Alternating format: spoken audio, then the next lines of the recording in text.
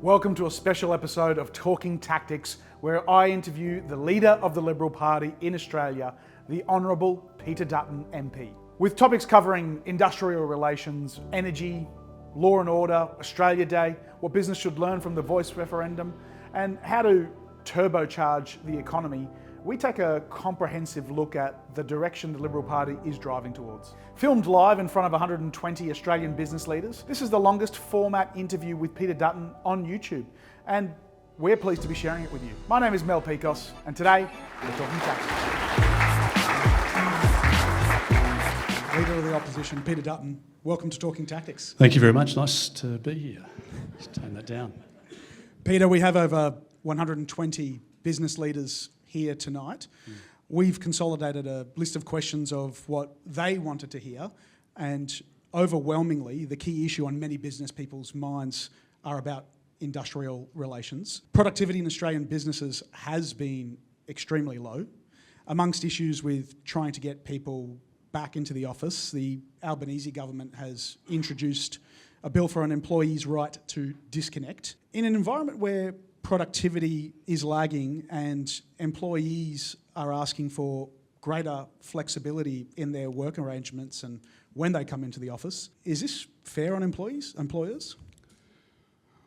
I think, as I mentioned earlier, I think it's certainly has the potential to sour a relationship that's solid, in many cases long-standing, and I think the government's agenda at the moment is to please the unions, and I think there are many small businesses who are going to see union bosses that they have never seen before. You're seeing the impact of the CFMEU here in Queensland, in Victoria and New South Wales and elsewhere, which is having a dramatic impact on prices, certainly the productivity of the building sector and certainly the commercial sector, I think many people could speak to in this room. And it's at a time when we should be searching out productivity opportunities, and people do want flexibility in their working arrangements. But employers have a reasonable expectation to know that there is going to be a productive workplace and that the business is going to be viable. You mentioned the increasing power of unions. The Australian Building and Construction Commission, the construction industry watchdog, was abolished by Prime Minister Anthony Albanese. We've since seen construction prices blow out quite significantly, causing an affordability housing crisis throughout the nation. How would you tackle this issue if you're the Prime Minister? Well, I think there are a few, it's a complicated debate in relation to housing, and it's a different story around the country, but we've, at a federal level, been fuelling demand for a long period of time, and we've been providing first home buyer assistance because people can't get into housing. We've proposed an arrangement where people can access their superannuation as a first home buyer, or for women who are separated later in life and don't have the deposit and can access their super for that benefit. The money needs to be repatriated under our model back into the super fund and with the uplift, which I think is important for retirement savings, but there is an opportunity for us to do more at a federal level on the supply side, and I think the density argument within cities is important. We don't have fast rail to regional towns, so the connection is not there as you might see in some European towns, and I think that is at least the short term not fixed, because it'll take a number of years, even from the time of a DA to the time of construction, and need to be realistic about it. But the other thing, of course, that feeds into it is that we're bringing over 500,000 people a year in through the migration program at the moment, and we're not producing the infrastructure or the housing required to accommodate those people. I guess part of the reason why the population has been increasing to over 500,000 is there was an extreme demand over the pandemic years, critical worker shortages. How can we strike the right balance between the number of people coming into this country whilst also having enough places for them to live? Well, we're a great migration story. I mean, we have a very proud Indigenous heritage, and we've got a great story which we don't celebrate enough, and people who have come since the time of Federation to our country and contributed to the success that we enjoy today. But like every other country, we need to have an orderly migration program. When we were in government, the program ran at about 160,000 a year, and it provided a workforce where there was a skills shortage. It was skewed about 2/3, 1/3 in favour of skilled workers, and particularly younger workers who would come in with the ability to pay taxes and contribute before they started to draw down later in life on the age pension, the health system, and that's an important mix to get, because we do live in a great country. Millions of people want to settle here tomorrow, and we need to act in our country's best interest. And sometimes it's not fashionable to say that, but that is what's required. And the planning hasn't taken place, which I think is the fault of governments at every level and parties of both political persuasions. There's not been the coordination between the three levels of government, and I think that's in part why we find ourselves in the dilemma we are now. Speaking of coordination of all levels of government, the Brisbane 2032 Olympics has been under the spotlight recently. Albanese's walked away from the commitment to fund half the games infrastructure, and the Miles administration has announced a review into all games venues. The Gabba redevelopment is widely tipped to be quashed. What kind of legacy should the games leave for Queensland? There's certainly, I think 2032 is the making of Brisbane as a city, and that normally happens after an Olympic Games, and we've got an incredible product which is only just being discovered by parts of the world. So there's obviously, the experience is important so that people go back with a good story. I think we're doing damage to our international reputation at the moment because, as I think the AOC and others have pointed out, some of these decisions are anomalous, they're contradictory. The Premier was sitting around the table with Anastasia Palaszczuk when initial decisions were taken. When we were in government, we struck an agreement with the Palaszczuk government to fund half because we didn't think that the Queensland government had the balance sheet to provide the infrastructure required. The federal government stepped back from that, and the state government now is on the hook for a lot more money, and I think they're dealing with the reality of that. There's a lot that needs to happen in terms of the infrastructure planning so that there is a legacy for young kids coming into sport, female participation, and making sure that there is another use for many of those assets. We're fortunate in the sense that with Suncorp and with the Gabba as it exists at the moment, with the convention centre and there are other assets that are tied, Chandler, etc., that need to be upgraded. But there's an opportunity for an amazing event which will be showcasing our great city around the world, and we need to make sure though that decisions being made now allow the infrastructure, transport to be constructed in time, allowing a situation where there is a further use for the athletes' village, and I think there are lessons that we can learn from others around the world, but we've got to get our skates on, and full credit to the Lord Mayor and the work that he's done. I think he was one of the first people to call out just the inert approach of the government, and I hope now that he's re-elected. I think if this guy Jonathan, what's his name? Jonathan Shree, completely insane, completely mad. If he's elected or holds a balance of power, pity help our state, I think. Well, I think Jonathan Shree's opposed to every city, single new development application. Yeah, sure. He'll all be out of work, but he'll be grateful. You did mention a transport and infrastructure legacy as part of the Games. Tonight we've got Councillor Ryan Murphy here with us. Ryan is the Civic Cabinet Chair for Transport for Brisbane City Council. I've actually interviewed him for the channel as well, and we did a great video on Brisbane Metro. Turns out he's a big TikTok star now, over 200,000 views. Always going to be the case. Brisbane Metro is his baby for Team Schrinner. He's just announced under a re-elected Team Schrinner administration with the election next month to extend the Metro to Castledine, which is at the doorstep of your electorate. We've also got Henry Pike here from your team serving the Redlands as the federal member for Bowman. Both are agitating to get the Brisbane Metro to extend from Coorparoo out to Capalaba. Trouble is they both need some cash to deliver this. If you were Prime Minister, is this a project that you could get behind? I thought that may be where this question was heading. Well, they're very great advocates for their local communities, and there are many projects beyond these two that they advocate for as well. One of the problems I think that we've got in the southeast corner, and my electorate's essentially based on the old Pine River Shire or Moreton Bay. And perhaps it's a function just historically of the size of the Brisbane City Council. But we haven't had a state planning authority that's given sort of cross-border, whether it's to Redlands or it's to Ipswich or Moreton, whatever it might be.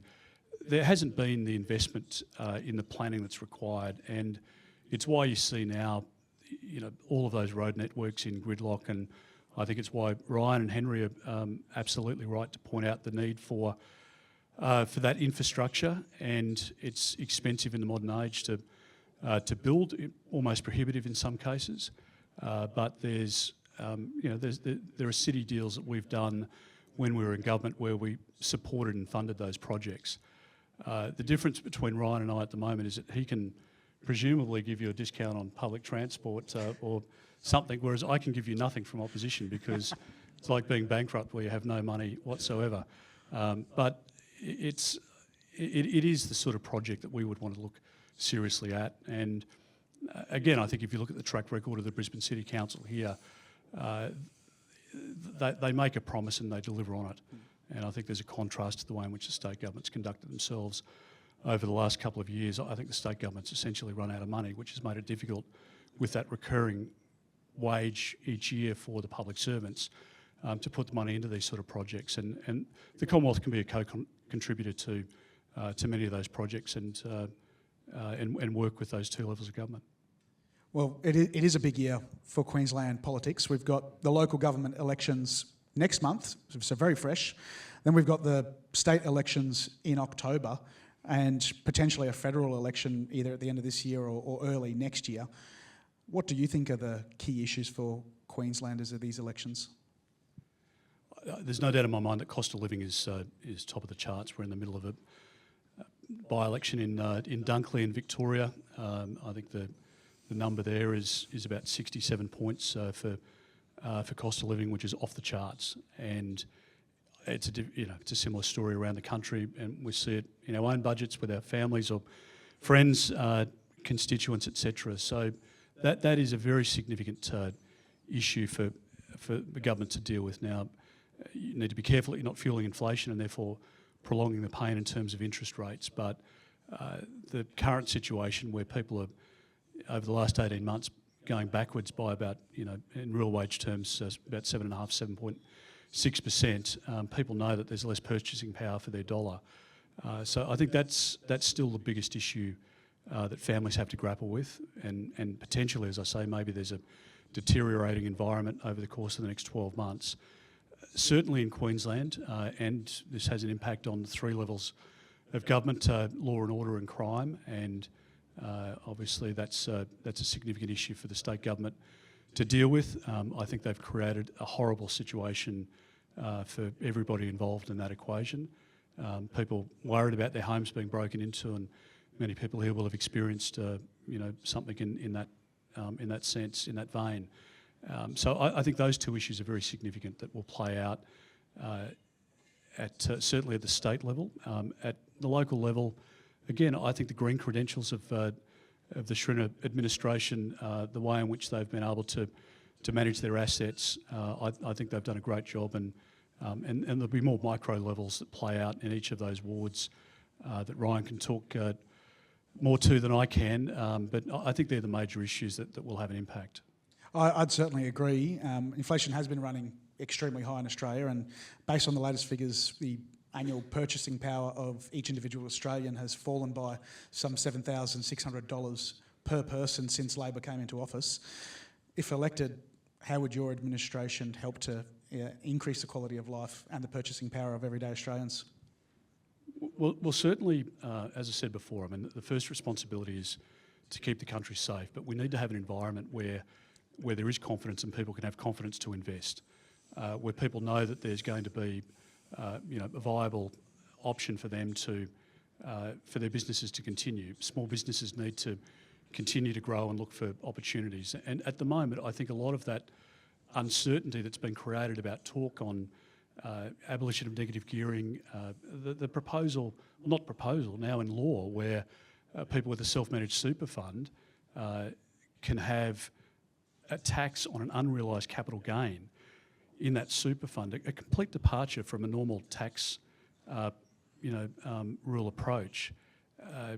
I think that creates uncertainty and people balk at investment decisions. So creating that confidence again, which I think coalition governments do well in the management of the economy, and making sure that we can take care of those people who can't take care of themselves. I mean, that has to be the basis of the approach, getting inflation back under control. The energy situation, I think, is one that's unsustainable. And we are going to see, as the experts are pointing out, disruption to supply, brownouts, blackouts, and a continuation and escalation of price. And the Prime Minister promised that he'd bring power prices down. Well, as I say, they've gone up by over 20%. So there's a lot of work to do in getting those settings right. Again, it's every input cost that's affected by energy. We're not going to bring down some of the other costs. The labour cost in our country is high relative to many of our competitors, but labour costs aren't going to come down. We can do something at the margins around regulation, but the one input cost that would allow us to build green steel and to add value in the manufacturing space, to keep companies onshore instead of going to Malaysia, building a product and then re-importing it.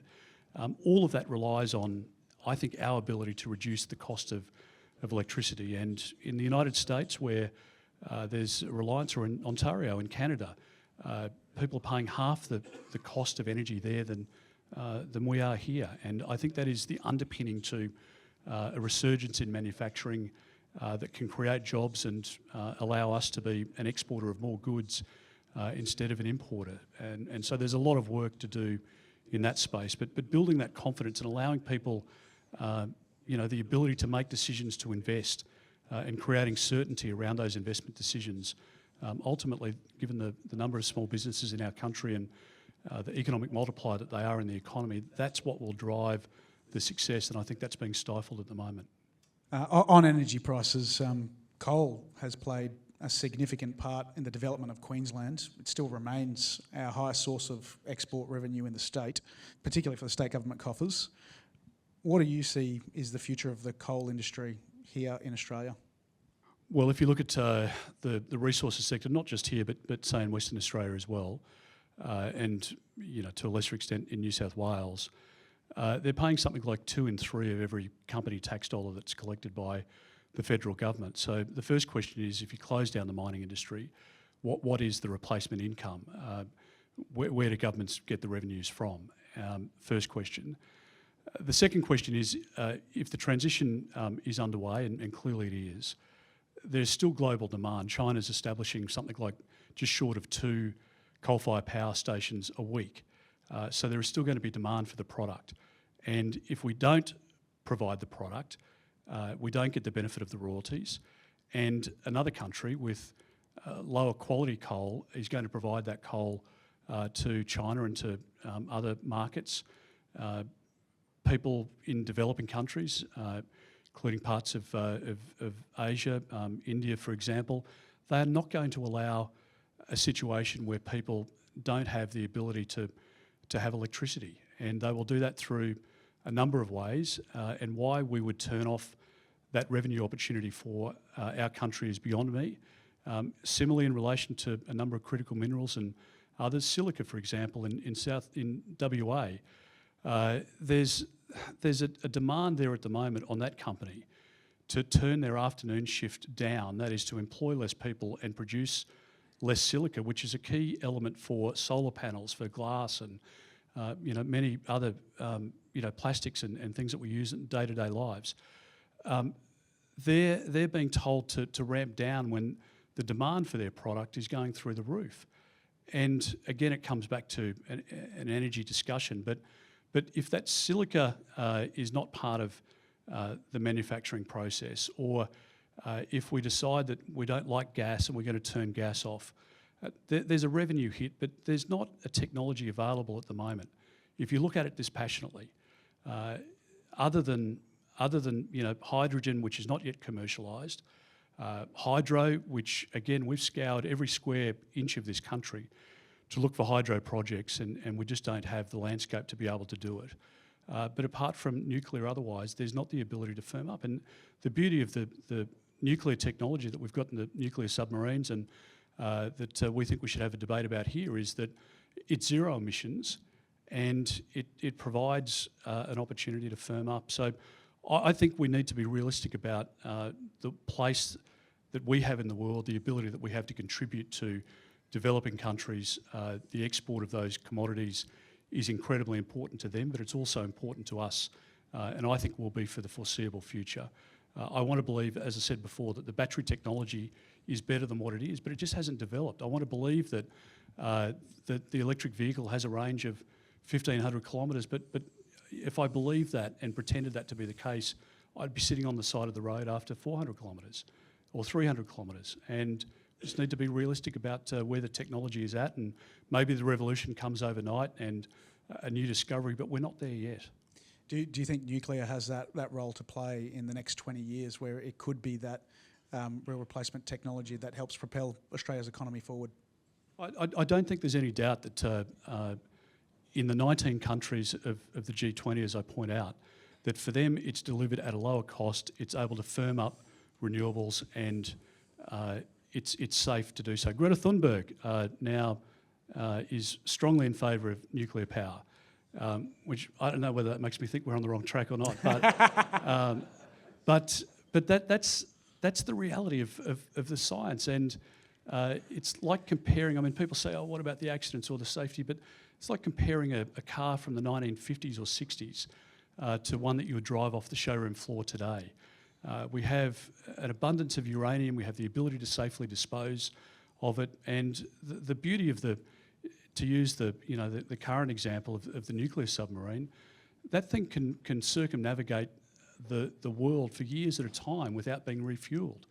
It's a staggering achievement, and I think when you look at what China is doing, when you look at what France and Canada and others are doing, it makes sense for them, and I just think it's important for us to have the discussion here because a company recently, a huge Australian company, told me that they've set up a greenfield site in the United States where they're manufacturing.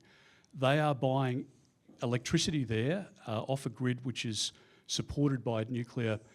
They're paying 1/3 the cost that they are here, and they are seriously talking about closing their manufacturing. This is a company with a household name, and talking about moving their entire operation there, and they just say it's almost impossible to do business. And I think that's a travesty because we have so much to offer in lifestyle, in safety, and a product that people want to buy. They want to live here. And in the end, we're not going to stop using silica. We aren't going to stop using glass or solar panels. We're just going to re-import it. We lose the jobs and we lose the economic activity from our country. You did mention that one of the key election issues shaping up for this year is youth crime. There was a recent poll that was completed by the Courier Mail that said that 55% of people in Queensland feel unsafe in their homes. My car was broken into last week, and I'm sure everyone in this room has either been affected by the increase in crime themselves, or at least they know someone who has. The police commissioner has also just resigned. Has the experiment of not punishing youth criminals failed? Well, I think there are thousands of Queenslanders who can speak to that with your experience, and some much more severe where, tragically, as we know, people have lost their lives. And I don't want to see anybody in jail, but the reality is that we live in a civilised society where the rule of law needs to be enforced, and there's a consequence for action. And if there's not a consequence for action, then people will continue to repeat the action. And I think there's a modern ingredient. I was a police officer, 100 years ago, but in those days, people were breaking into homes to steal money or to steal jewellery or whatever it might be, to buy drugs or, in some cases, to buy food. Today, it's to take a picture that can be posted to Instagram or to social media because that's the trophy that many of them are seeking. We've proposed at a federal level with the telecommunications powers that we have that it should be an offence in itself to post that photo. And in addition to that, the Commonwealth has the ability through the telecommunications companies to be able to geo-block that individual from using social media. And I think we should do it, and we would support the government if they were to introduce that law tomorrow, because I think it removes part of the incentive. But there has been a social experiment here in Queensland, and I think the government for a couple of decades now has taken a decision to appoint many people to the judiciary, both to the higher courts but to the magistrates' courts as well, who don't believe in locking people up in the most extreme circumstances they might. And I think the solicitors have worked this out and the clients are well aware of it. It doesn't provide a deterrence, and I don't know, your kids might be much better than mine, but I know my teenage boys needed boundaries, and if it was just a free run of the house, I don't know what would have happened. I can only imagine what they would have done to our house. And I think it's a tragedy that we're in the position that we are, because there are a lot of people who are living in fear, and particularly a lot of older people who are worried about kids coming into their bedroom to steal car keys or whatever it might be. And that is not a way that we want people to lead their lives, in this great state. No, I agree. Within the last month, Anthony Albanese walked away from the Stage 3 legislated tax cuts, breaking a promise that he made over 100 times. Where do you see the opportunity for tax reform? Where do we go from here? Well, clearly, as most economists will tell you, we've got too heavy a reliance on income tax. We need to have a debate in our country, I think, about leakage within the tax system for online transactions where cryptocurrency is involved.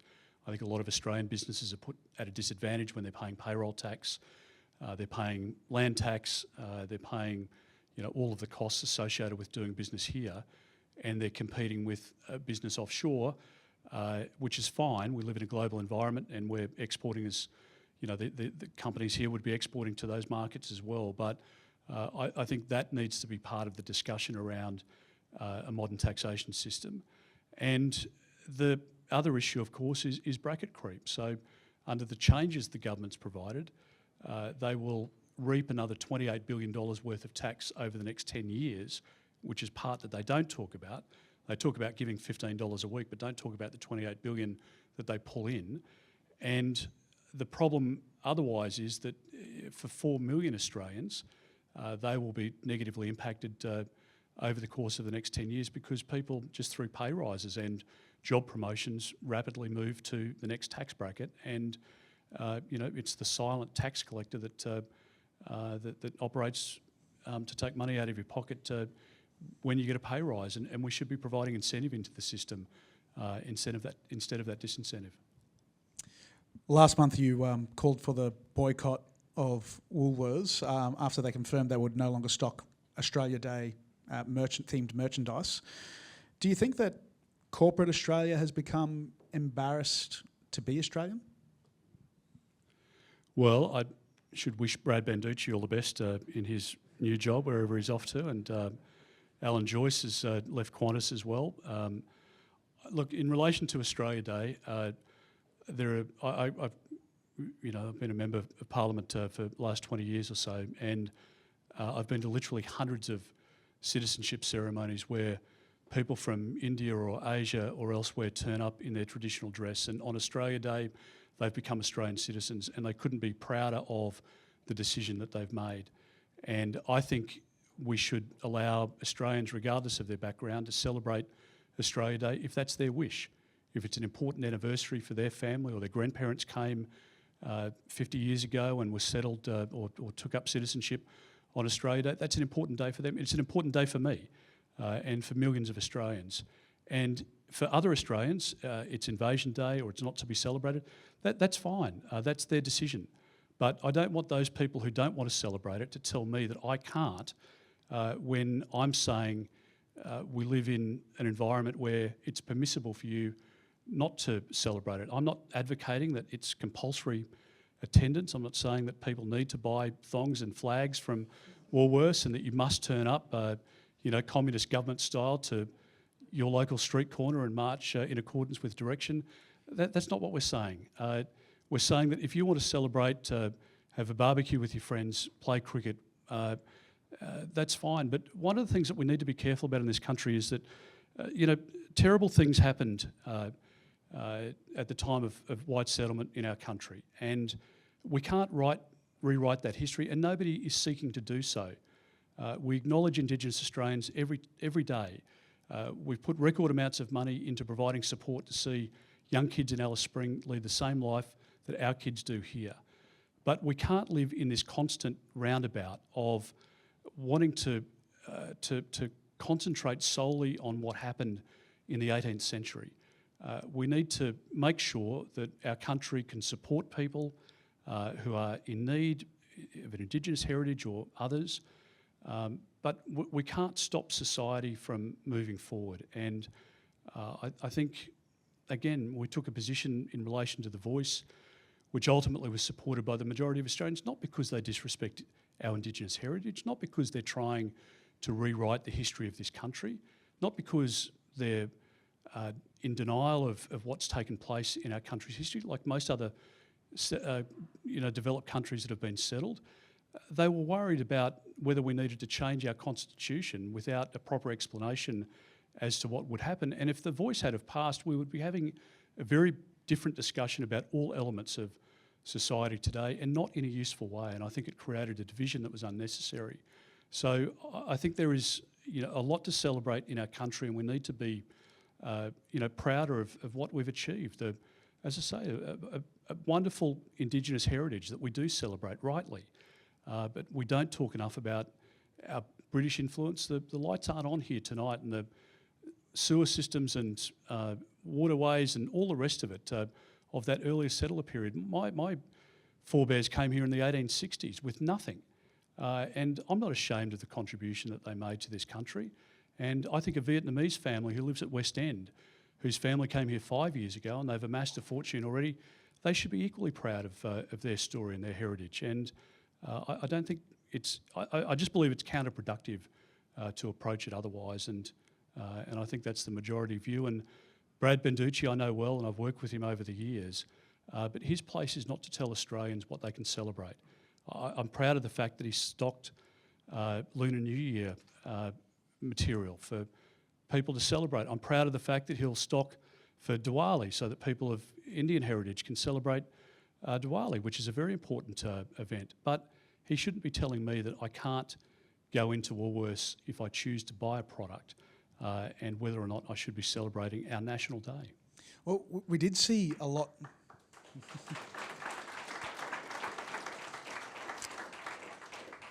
We did see a lot of corporate Australia pouring millions of dollars into the Yes campaign vote. What lessons do you think that corporate Australia can learn from this, and how do they get it so wrong? I think, look, many of the CEOs are trying to please an ESG agenda. Many of them are saying things to their workforce that they think they want to hear.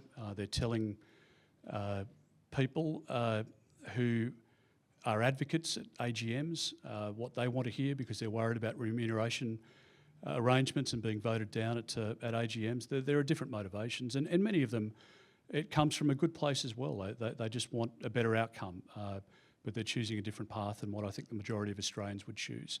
When I go to Coles or Woolies, I want to firstly get in and out as quickly as possible because I find it a torture to go there, and there are too many choices to be made. I want to go there knowing that it's the cheapest product available if that's what I'm after, or that it's a particular brand that I want them to stock because that's what I like to cook with. I don't want them to be telling me what I need to think in my own life.